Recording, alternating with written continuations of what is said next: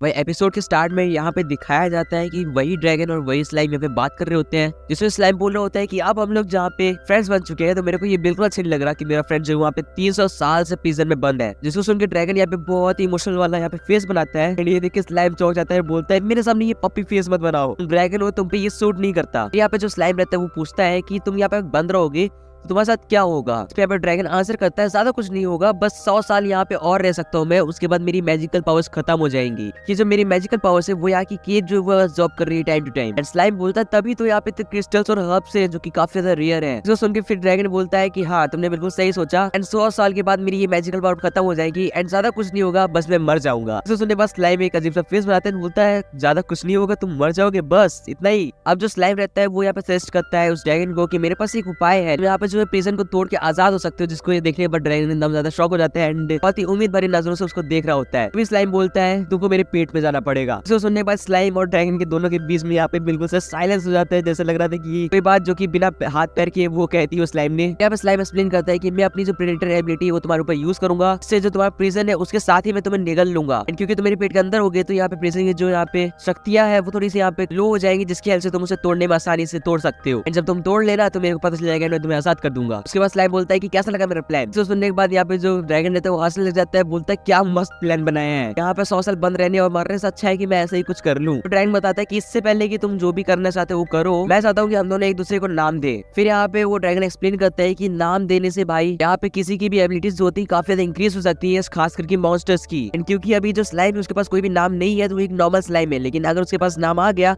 तो वो एक नाम वाला मॉन्स्टर बन जाएगा भाई। क्योंकि यहाँ पे जो ड्रैगन वो 4th ग्रेटेस्ट ड्रैगन है, अगर उसने नाम दिया तो भाई उसके पास डिवाइन प्रोटेक्शन भी आएगा। तो यहाँ पे ड्रैगन बोलता है मेरे पास नाम तो है लेकिन मेरे पास फैमिली नेम नहीं है, तो मेरे को फैमिली नेम दो एंड मैं तुम्हें नाम देता हूँ। फिर यहाँ पे जो स्लाइम रहता है वो सोचता है कि एक थंडर ड्रैगन है, थंडर मतलब स्टॉर्म, मतलब क्या रखा जाए, स्टॉर्म नहीं अच्छा लगेगा, तो उसको चाहे से आता है वो बोलता है टेम्पेस्ट। कैसा लगा नाम, जिसको यहाँ पे ड्रैगन सोचता है टेम्पेस्ट एंड फिर वो बहुत जोर जोर से हंसने लग जाता है। वो बोलता है ये बहुत ही ज्यादा फैंटास्टिक नाम है। फिर यहाँ पे ड्रैगन बोलता है कि अब ये मेरी बारी है, मैं तुम्हें एक नाम देता हूँ। उसके बाद ड्रैगन जो रहता है स्लाइम को नाम देता है रिमरू। उसके बाद भाई यहाँ पे जो स्लाइम रहता है ना वो काफी यहाँ पे इवॉल्व होने लग जाता है, जैसे तुम लोग देख सकते हो। इवॉल्व होने के बाद यहाँ पे स्लाइम अपने आप को इंट्रोड्यूस करता है, बोलता है कि मैं हूँ रिमरू टेम्पेस्ट। एंड उसके बाद अपना वो प्रेडेटर जो एबिलिटी रहती है वो यूज करने लगता है रिमरू। जिसके बाद भाई यहाँ पे ड्रैगन भी शॉक हो जाता है, पेंडोरा भी यहाँ पे शॉक हो जाता है कि इतना बड़ा स्लाइम, मतलब इतनी ज्यादा ताकतवर एबिलिटी स्लाइम के पास कैसे हो सकती है। लेकिन फिलहाल यहाँ पे उसके प्रिजन के साथ साथ उस ड्रैगन को निगल लेता है रिमरू। फिर हमें यहाँ पे दो लोग दिखाए जाते हैं, जहाँ पे पहला बंदा बोल रहा होता है कि भाई यहाँ पे जो अपना वेंडुरा है क्योंकि प्रिजन में यहाँ पे कैद था वो यहाँ पे गायब हो चुका है प्रिजन के साथ ही साथ। तो सुन के दूसरा बंदा बोल रहा होता है कि हाँ इसकी वजह से जो जितने भी मॉन्स्टर्स है ना वो काफी ज्यादा बेकाबू हो गए हैं, क्योंकि जब तक यहाँ पे वेंडुरा यहाँ पे था वो सब कुछ संभाल के रखा था, लेकिन अब सबके सब बेकाबू हो चुके हैं। वो पूछता है कि क्या हम लोग को ये सब संभालना चाहिए, क्या हमें ढूंढना चाहिए कि वेंडुरा कहाँ गया है, ऐसा वैसा। यहाँ पे दूसरा बंदा बोलता है कि नहीं ऐसा करने की कोई भी जरूरत नहीं है, क्योंकि अगर यहाँ पे मॉन्स्टर्स जो है वो बेकाबू हो रहे हैं तो हमारे सामने वाले जो कंट्री है उसको काफी ज्यादा यहाँ पे दिक्कतें आएंगी, जिसके बाद हम उन पे आसानी से कब्जा कर सकते हैं। एंड फिर हमें फिर से अपना स्लाइम दिखाया जाता है जिसका नाम अब रिमरू टेम्पेस्ट है, तो हम लोग उसे रिमरू बुलाने वाले हैं। वो बता रहा होता है कि वेंडर को खाए मेरे को 2-3 दिन हो गए हैं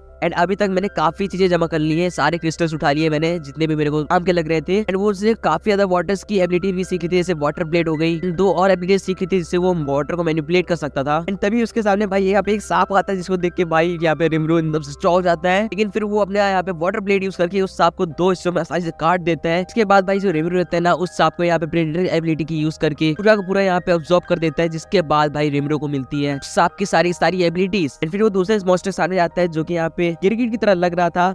एंड यहाँ पे रिमरू क्या करता है, मिमिक करता है उसी मॉन्स्टर को जिसने इससे पहले मारा था, एंड वो बन जाता है एक बहुत ही भयानक सा सांप। फिर रिमरू और ये जो गिरगिट है इनकी फाइट होती है। रिमरू यहाँ पे अपनी पॉइजन ब्रेथ यूज करता है, इसके बाद वो मर जाता है सामने वाला मॉन्स्टर। एंड रिमरू बोलता है कि पॉइजन ब्रेथ से तो इसकी पूरी बॉडी पिघल जाती है एंड पिघली बॉडी में यहाँ पे प्रेडेटरी एबिलिटीज यूज करके डाइजेस्ट करूँ, ये बहुत ज्यादा घिनौना है, मैं ऐसा वापस नहीं करने वाला। बाकी फिर यहाँ पे दूसरा मॉन्स्टर दिखाया जाता है जिसको भी यहाँ पे रिमरू वाटर ब्लेड यूज करके 3 भाग में काट देता है, जैसे कि वो हलवे की तरह काटता है भाई उसको आसानी से, लेकिन उसके बाद उसको भी ऑब्जॉर्ब कर लेता है। फिर उसको यहाँ पे मिलती है मकड़ी, एंड मकड़ी को मारने के बाद भाई उसको मिल जाती है यहाँ पे सारी मकड़ी की एबिलिटीज। अभी तक उसने काफी मॉन्स्टर्स मार दिए थे तो उसके पास काफी एबिलिटीज आ चुकी थी उन सारे मॉन्स्टर्स की। इसके बाद भाई यहाँ पे अपना जो रिमरू रहता है वो स्पाइडरमैन बन के कूदते फांदते जा रहा होता है। वो यहाँ पे एक जाल बनाता है जिसके जाल में यहाँ पे एक चमगादड़ फंस जाता है। यहाँ पे काफी फनी सीन दिखाया गया कि चमगादड़ यहाँ पे रो रहा है। इसके बाद भाई रिमरू इसको भी खा जाता है। एंड अब रिमरू जो है वो बोल भी सकता है क्योंकि चमगादड़ के पास होती है सोनिक वेव की एबिलिटी। एंड अब भाई रिमरू जो है वही सोनिक वेव की एबिलिटी को यूज करके यहाँ पे बोलना सीख रहा है। अब बताया जाता है कि काफी दिनों तक सेम चीजें करने के बाद फाइनली वो यहाँ पे एग्जिट गेट के पास आ चुका है एंड उसको देख के रिमरू बहुत खुश होता है। वो बोलता है फाइनली मेरे को यहाँ पे एग्जिट मिल गया, लेकिन तभी वो दरवाजा तक खुलने लग जाता है। इसको देख के रिमरू की आंखें बाहर आ जाती है। हमें कुछ 3 लोग दिखाए जाते हैं जो की बहुत ही ज्यादा यहाँ पे एक रूकी लग रहे थे, नूब लग रहे थे एंड यहाँ पे स्लाइम मतलब अपना रिमरू छुप जाता है। फिर रिमरू बोलता है कि इनकी जो बातें हैं वो मेरे को सुनाई कैसे जा रही है, मतलब मेरे को समझ कैसे आ रही है इनकी लैंग्वेज। यहाँ पे गेट से जो होती है वो एक्सप्लेन करती है कि इनकी जो बातें हैं वो तुम्हें मैजिक सेंस नामक यहाँ पे एबिलिटी से समझ में आ रही है एंड तुम इनसे बात भी कर सकते हो इसी सेम एबिलिटी यूज करके एंड सोनिक वेव को यूज करके। कुछ देर में से उनमें से एक बंदा कहता है कि अब मैं अपने स्टेल्थ वाली एबिलिटी यूज करने वाला हूँ एंड वो तीनों गायब हो जाते हैं। इसको देख के रिमरू एक बार फिर से शॉक हो जाता है कि भाई ये गए कहाँ। थोड़ी देर के बाद भाई अपना रिमरू जो होता है उस दरवाजे के द्वारा बाहर आ जाता है एंड वो पहली बार बाहर की दुनिया देखता है। रिमरू बताता है कि फाइनली इतने दिनों के बाद मैं आजाद हो चुका हूँ एंड वो भाई टहलता जा रहा था गाते घूमते। काफी ज्यादा रिमरू यहाँ पे खुश दिख रहा था एंड वो सोच रहा था कि वेंडुरा जब बाहर आएगा ना उस प्रिजन को तोड़ के तो हम उसके साथ काफी ज्यादा बातें करने वाले हैं। अभी यहाँ पे हमें एक गॉब्लिन का पूरा ग्रुप दिखता है जो कि यहाँ पे बहुत डरा हुआ दिख रहा था। इनके जो औजार थे वो भी टूटे फूटे थे, लग नहीं रहा था कि भाई वो कुछ भी कर पाएंगे। ऐसे जो गॉब्लिन्स रहते हैं वो बोलते हैं कि सर आप कहाँ से आ रहे हो एंड आपकी पावर इतनी ज्यादा है, हमें माफ कर देना, हमने कुछ भी आपका बिगाड़ा हो, लेकिन हमें आपकी मदद चाहिए। इसके बाद रिमरू यहाँ पे बोलना स्टार्ट करता है वही सोनिक वेव यूज करके, लेकिन वो कुछ ज्यादा ही तेज बोल रहा था एंड उसके तेज बोलने की वजह से सारे यहाँ पे गॉब्लिन्स नीचे गिर जाते हैं एंड वे अपना सर नीचे करके बोलते हैं सर हमें पता है आप बहुत ही ज्यादा यहाँ पे पावरफुल हो, इस हमें बख्श दो, इतनी तेज बोलने की जरूरत नहीं है। तो सुनने के बाद रिमरू बोलता है अरे सॉरी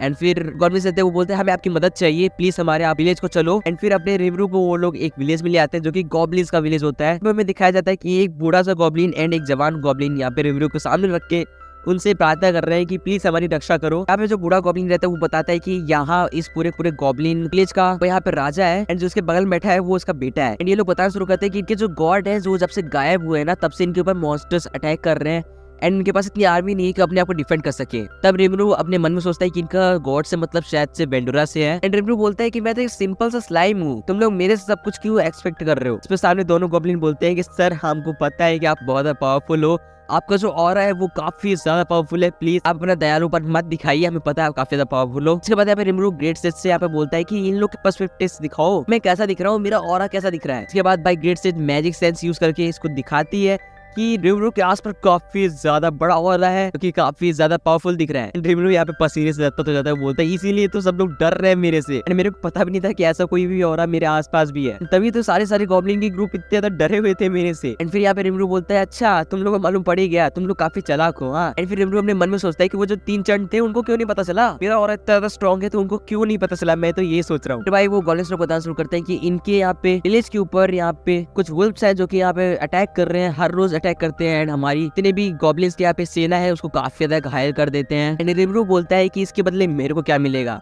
एंड फिर वो मन में सोचता है कि मेरे कुछ चाहिए तो ना, लेकिन भाई ऐसे मजा नहीं आती। इसमें सामने का ग्रेट गॉब्लिन बोलता है कि हम अपनी लॉयल्टी आपके हवाले कर देंगे, हम आपके लॉयल हो जाएंगे अगर आप हमारी मदद करोगे तो। एंड फिर वो बो डाउन कर देता है। इसके बाद यहाँ पे रिमरू को अपनी ओल्ड लाइफ याद आती है जब उसके सामने सारे जो उसके असिस्टेंट्स थे वो भी कुछ इस तरह बो डाउन करते थे हेल्प के लिए एंड रिमरू हमेशा हेल्प कर देता था। थोड़ी देर के बाद बाहर वाले जो गॉब्लिन्स रहते हैं वो चिल्लाने लग जाते हैं कि वुल्फ्स वापस आ चुके हैं एंड इस बार तो वो हमें खत्म कर देंगे, मार डालेंगे। बाहर आके ये जो गॉब्लिन का राजा रहता है ना वो सबको शांत करवाता है कि शांत हो जाओ, कुछ नहीं हम लोग देख लेंगे। रिमरू बाहर से आता है एंड बोलता है कि कोई दिक्कत नहीं है, तुम सभी को प्रोटेक्ट करने वाला हूँ, तुम लोग फिकर नॉट हो जाओ एंड कोई दिक्कत नहीं होने वाली। इसके बाद सारे गॉब्लिन्स जो होते हैं रिमरू तरफ देके बो डाउन करते हैं एंड बोलते हैं कि थैंक्स अ लॉट सर कि आपने हमारी रिक्वेस्ट एक्सेप्ट करी एंड हमारी हेल्प कर रहे हो। उसके बाद ये वाला जो एपिसोड है यहीं पे एंड हो जाता है। गाइस आप लोगों को ये एपिसोड कैसा लगा कमेंट से बताना, सब्सक्राइब कर दो, मेहनत लगती है इसके नेक्स्ट एपिसोड भी आएंगे तो हाँ सब्सक्राइब कर देना। मैं मिलता हूँ नेक्स्ट वीडियो में, टिल देन